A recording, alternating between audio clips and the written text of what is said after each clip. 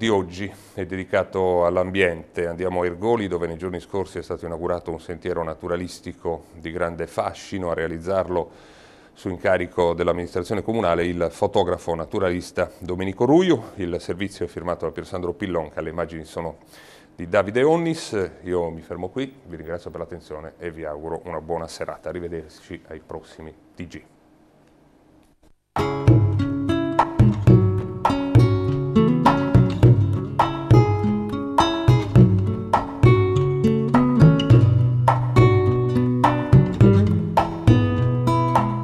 Panorami mozzafiato, capre e cavalli liberi al pascolo, terra selvaggia incontaminata.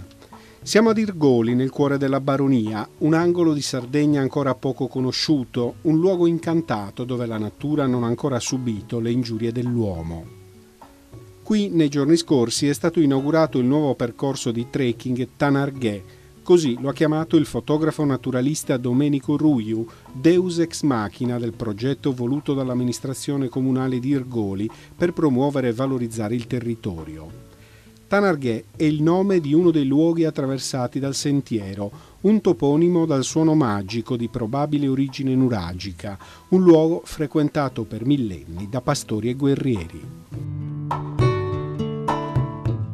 Interessa la dorsale del Monte Pontesu, da Iannas, che è un valico che separa la dorsale dal Monte Senes. Si entra prima nel bosco. Ergoli ha la fortuna di avere ancora dei boschi molto antichi, di grande valore storico e naturalistico, e sino a un punto panoramico molto bello che si chiama Pirastru Turtu. Da Pirastru Turtu si procede a mezza costa sino ad arrivare agli ovili di Pontesu. Un posto magico, non c'è altro termine, è un posto quasi lunare, piccoli massi disseminati qua e là, il rudere è ancora intatto salvo il tetto dell'antica capanna dei pastori e la montagnola di Pontesu che consente una vista panoramica su gran parte della baronia.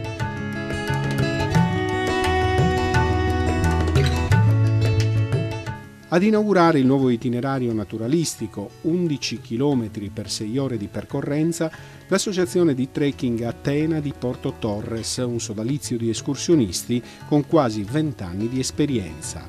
L'associazione Atena in questi anni ha avuto modo non solo di conoscere nuovi percorsi, ma di promuovere anche iniziative che avevano come scopo il divulgare la promozione di un territorio sconosciuto a molte persone che non hanno la possibilità di fare trekking. E quindi oggi siamo felici di aver avuto la possibilità di avere modo di inaugurare un nuovo percorso. Domenico ieri ci aveva presentato qui ad Ergoli il percorso, appunto, però un conto è sentire le parole, un conto è vivere sul posto l'emozione di vedere questi scorci suggestivi veramente.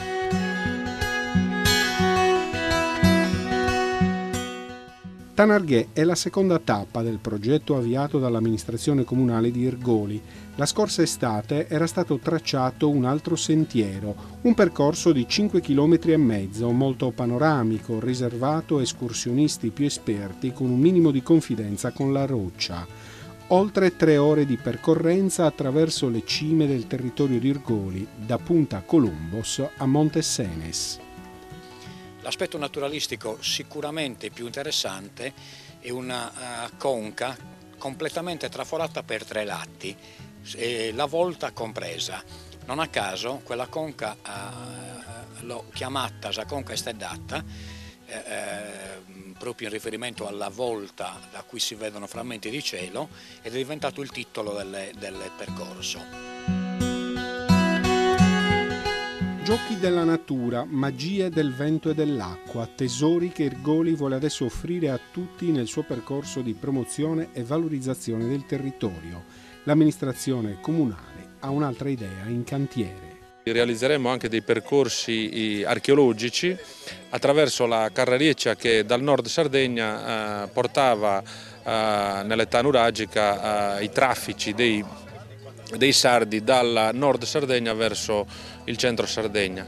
Il tutto per dimostrare che anche attraverso la valorizzazione delle risorse naturali dell'interno si possono dare risposte ad un turismo che sempre di più apprezza i valori della natura, i valori dell'ambiente, e naturalmente noi ci proponiamo di valorizzarli e di rendere fruibili per i visitatori.